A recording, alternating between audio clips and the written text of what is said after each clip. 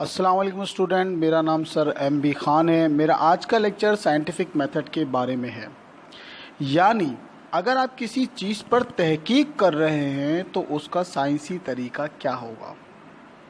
तो स्टूडेंट, इसके कुछ स्टेप्स होते हैं जिनको फॉलो करना लाजमी होता है। स्टेप नंबर 1 आपका ऑब्जर्वेशन है।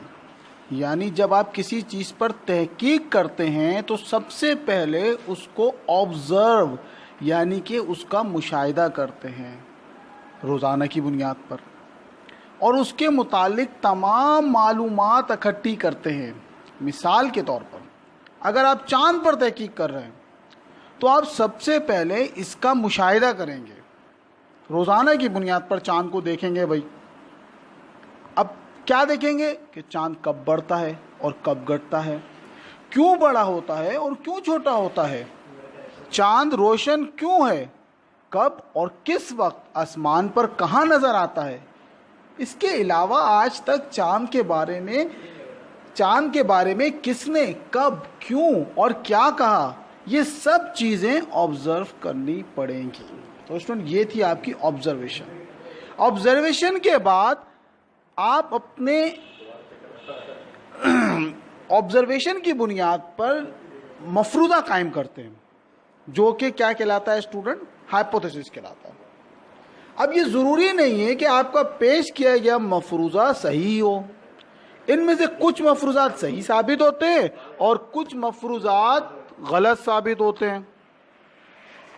मिसाल के तौर पर अब आप चांद पर गौर करके कुछ मफरूज़ात पेश कर रहे हैं। भाई जैसे आपने जब चाँद को देखा तो आपने ये मुशाहिदा किया कि चाँद शुरू की तारीख़ों में बढ़ता है और 14 तारीख तक बढ़ता है, और 14 तारीख के बाद से चाँद जो है वो घटना शुरू हो जाता है।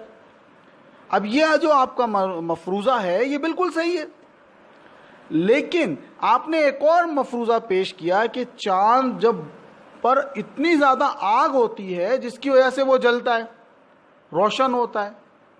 तो आपका ये मफरूज़ा स्टूडेंट बिल्कुल गलत है। चाँद आग की वजह से नहीं जलता, बल्कि चाँद सूरज से रोशनी को ऑब्ज़र्व करता है, उस वजह से चाँद जो है वो रोशन होता है। तो सबसे पहले ऑब्जर्वेशन, फिर आप क्या पेश करते हैं, हाइपोथेसिस पेश करते हैं। अब इन हाइपोथेसिस को आप एक्सपेरिमेंट के ज़रिए जांचते हैं कि कौन सा मफरूज़ा सही है और कौन सा मफरूज़ा आपका सही नहीं है। जैसे कि आपने देखा कि भाई आपके दो मफरूज़ात थे, ए बायोजेनेसिस का और बायोजेनेसिस का।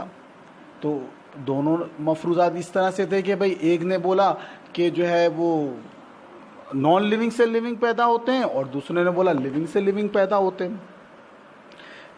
तो जब एक्सपेरिमेंट किया गया तो ये साबित हो गया कि भाई लिविंग से लिविंग पैदा होते हैं। तो एक्सपेरिमेंट की बुनियाद पर मफरूज़े को जांचा जाता है और उसके बाद थ्योरी पेश कर दी जाती है।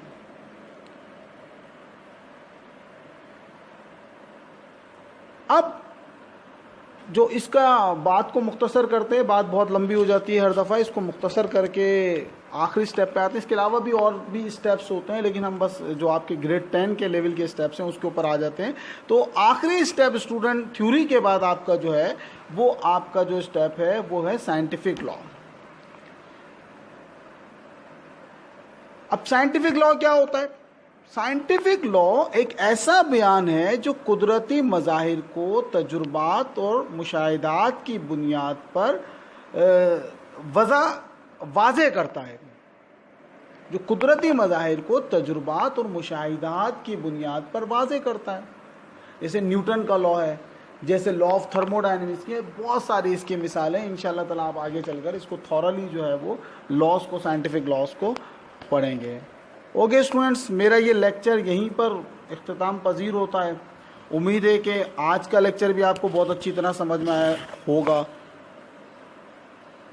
आपका होमवर्क क्या है ये मैं आखिर में आप स्क्रीन पर देख रहे हैं। ये आपको मैं इनकी सारी तारीफ़ें दोबारा से प्रॉपर वे में दे रहा हूँ साइंटिफिक मेथड के साथ। इसको अपनी कॉपी पे अच्छी तरह से साफ़ सुथरा करके उतार लें और इसको याद कर लें। اپنا بہت زیادہ خیال رکھیے گا. اللہ حافظ.